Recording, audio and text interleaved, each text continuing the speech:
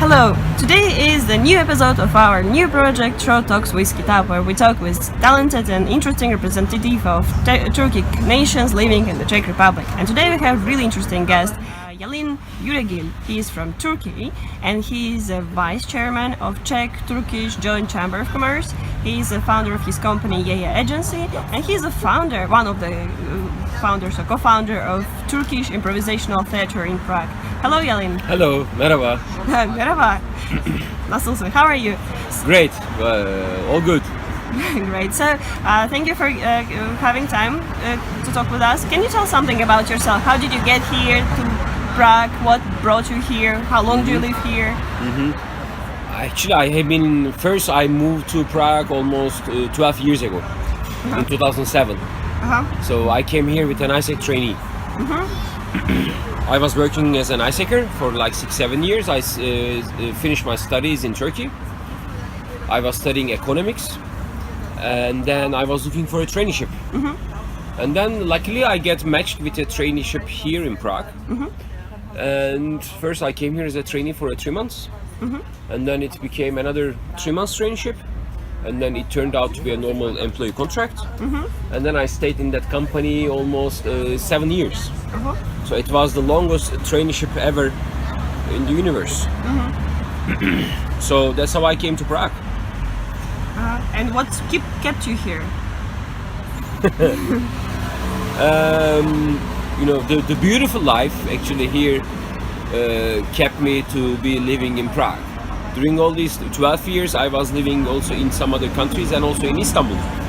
I was also living in 2 years in Istanbul, and I decided to move back to Prague because here life is more simple, more easy. You are not tired that much, and plus you have lots of opportunities to do. You have a lot of options to do in one evening or in one weekend. So that's why I decided to come back to Prague actually. How do you find the Prague, Czech Republic and Czech people during these years of staying here? It's like a long learning process. I think I'm still learning. So first of all, I think Czech people are a little bit difficult people. So they are not easy. But this country is also very difficult. So it's not an easy country to settle in. It's not an easy country to integrate. It's not an easy country to move yourself like a piece of it, part of it. But once you start understanding how their brain is working, how their life is structured, and if you manage to speak a little bit of Czech language, then I think things are getting much more easier for you. So back when I first came in, back in 2007, of course I had a lot of cultural shocks. I had a lot of misunderstandings, a lot of questions, many different kind of situations I had. But of course during all these years, so now I can say that I feel more Czech. So I got into the rhythm. So you're more Czech than Turkish? No, that's not going to be possible at all. I will be still more Turkish than Czech. But I can say that now I feel like more integrated into this culture. Okay. I'll ask you about this, one of the activities which you do. You're member, not just member, but already vice chairman of the joint Turkish-Czech Chamber of Commerce. Yes. Can you tell us something about how is it going between Turkish and Czech? Yeah. So the business is going, it's increasing between Czech Republic and Turkey since the last 5 years. So I established my company here in Czech Republic back in 2015. And then my mission here is to bring Turkish entrepreneurs and investors to Czech Republic, and the other way around, taking Czech companies to Turkey as well. So this is the company mission, and in order to finalize this, I also started working in the Chamber of Commerce.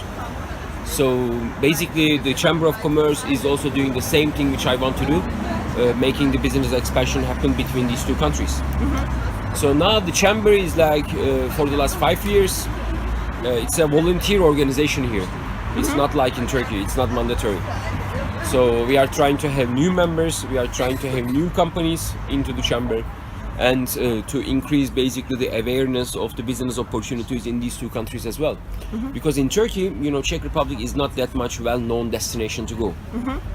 And other way around, so for the Czech people also Turkey is not really one of the best destinations to go as well. So we are doing a lot of marketing and promotion activities both in these countries to promote to the investors and to the entrepreneurs and to go and to invest into these countries. Maybe you can say something. I wanted to ask you a question. Like, do you see some common element between Turkish and Czech people? But I will make a more precise question. Do you see any common element between Turkish businessmen and Czech businessmen? Maybe how different they are? These. I don't see any common element. No common element at all. So that's difficult. So that's why it's also difficult to find to be the referee and to keep the balance between these two nations. Like first of all, the Turkish and the Czech nations are very much different than each other. Like also historically, culturally, in terms of many other aspects. Also in terms of business ethics and business aspects, we are very different. So that's why you have a little chance to succeed if you're a Czech guy, Czech company going to Turkey without any consultation, without any guidance, without any reference. So it's very difficult for you to survive there, and also for the Turkish people as well. So I would say there are not that much common elements in terms of business aspects, because there are not that much common elements in terms of cultural aspects as well. But there's not so much drastic differences between these mentalities. No. Yes and no. Okay. Like I would say yes. I mean, of course, it is still more in the European perspective. So when a Czech guy is talking or is negotiating with a Latino or with a guy from Sri Lanka, of course, it's easier for him to negotiate with, let's say, with a Turkish person. Yeah, it's not that big difference. But on the other hand, if you get into the elements, if you get into the more deep conversation of it, I see that there are huge differences. But can you characterize a Turkish person through the qualities? What is it to be a Turkish person? Maybe in the context of business as well. Okay, so let me start with one with one finding that I find in the last 10 years since I have been living here and since I have been traveling a lot. So Turkey is a very unique geographical position. Okay, when you're in Europe and when you look at Turkey and Asia, so you see that Turkey belongs to Asia and Turkey belongs to the Middle East. Okay, when you go to Asia, when you go to India, when you go to Thailand, okay, so you see that Turkey belongs to more Europe. Okay, so we are really the bridge between Europe and Asia. So geographically, this is the reality, but also culturally, this is also the reality. And the people living in Turkey, around 80 million people, so they are also the bridge between Europe and Asia, also culturally and socially, and in terms of business ethics as well.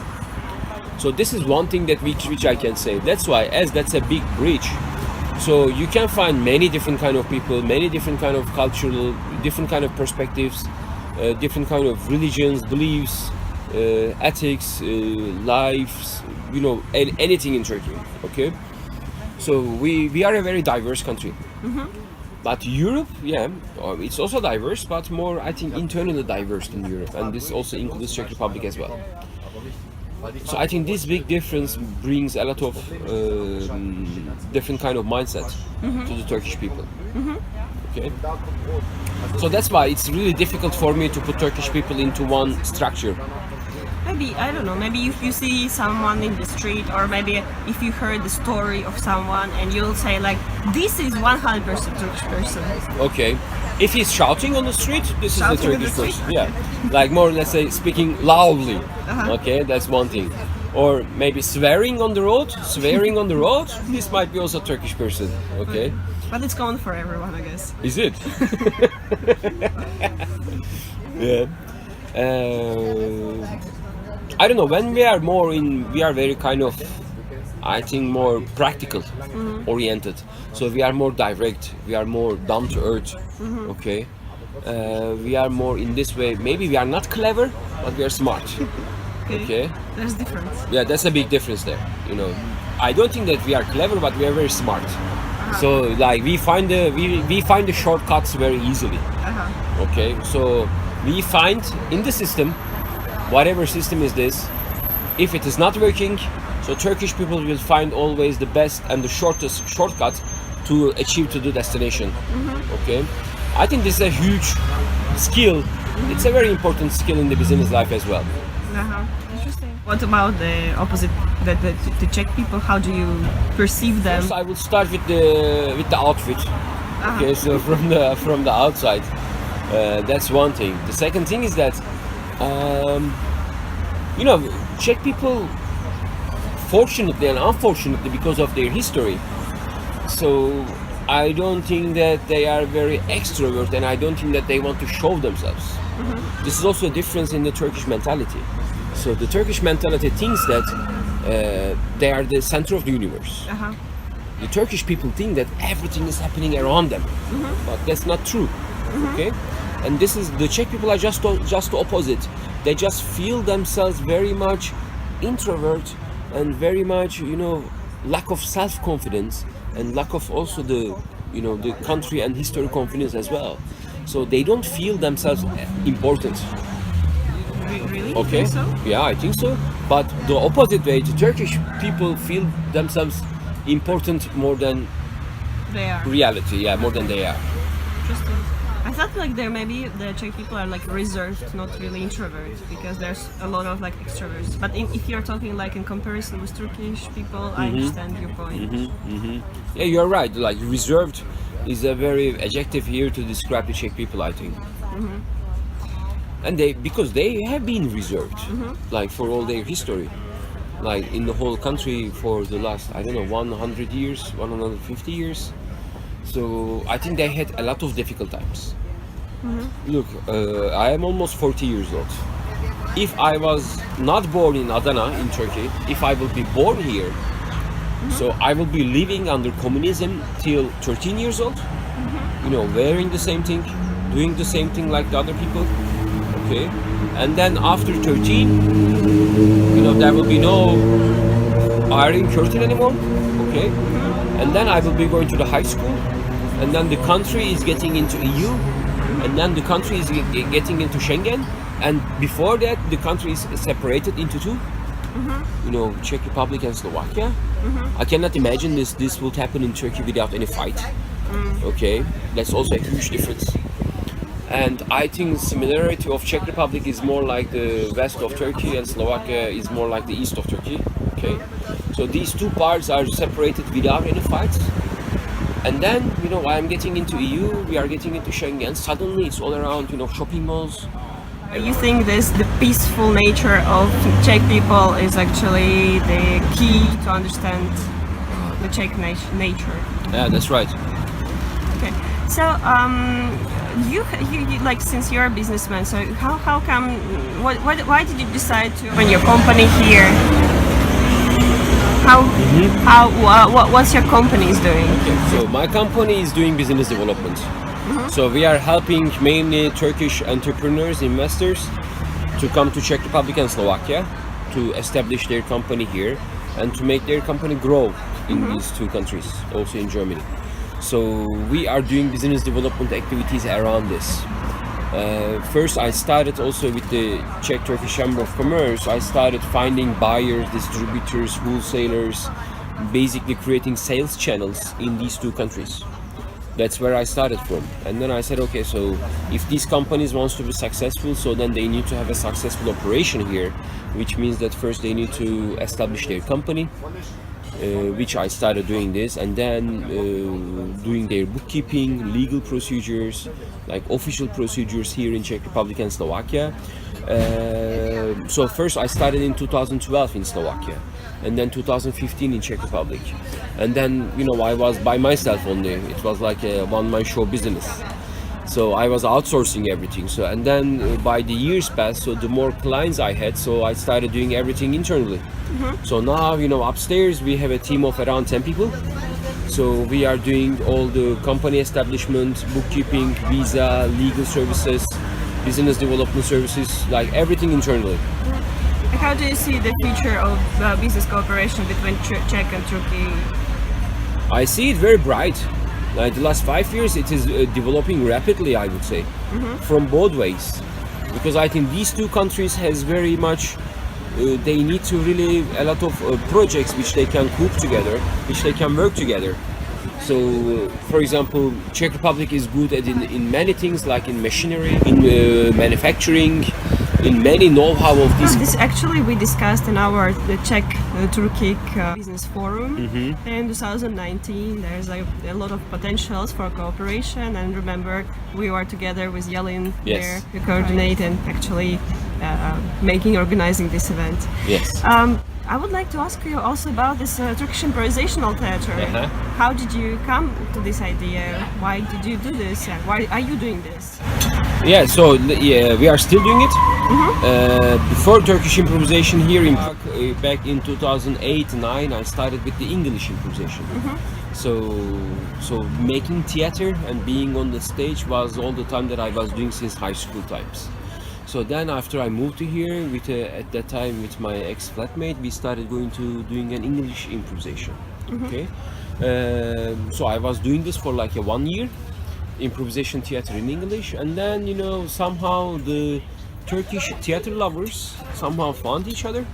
Okay, and then me and with other two friends, them Kemal and Deniz, and with also with some other guys at that time, back in 2014, we started our own little improvisation group.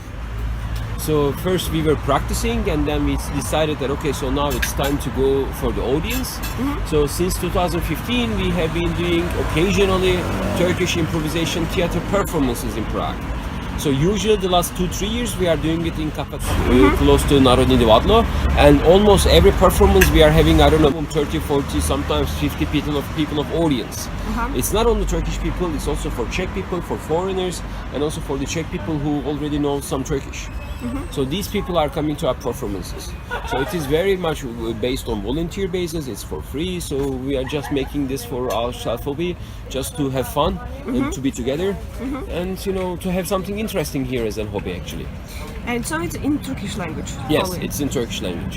So if someone wants to practice it, he can come and of course, like we have many, from the audiences, we have many Czech people who are studying Turkish and coming to our performances and listening everything there in Turkish. It's also a very good opportunity for them to practice their Turkish.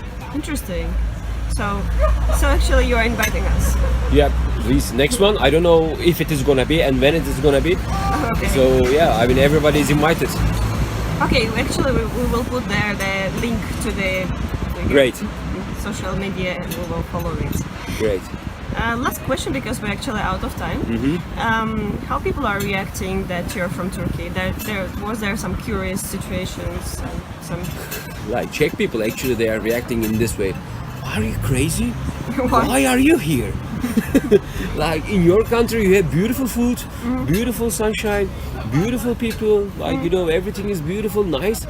Why are you here? Seriously? So I received this question many times. Okay, I'm telling them, okay, so I am Turkish and I have been living there for I don't know, almost 30 years. So now it's enough. So now it's more time to live in Czech Republic, and that's what I'm telling them. Prague is my home. I will be living here. I will pretending that I will be here forever. Okay, great. Okay, thank you very much for this conversation. Thank you, Elmira, for inviting me. Great. Okay. Thank you very much for your time. Bye bye. Bye Güle bye. güle. Güle güle.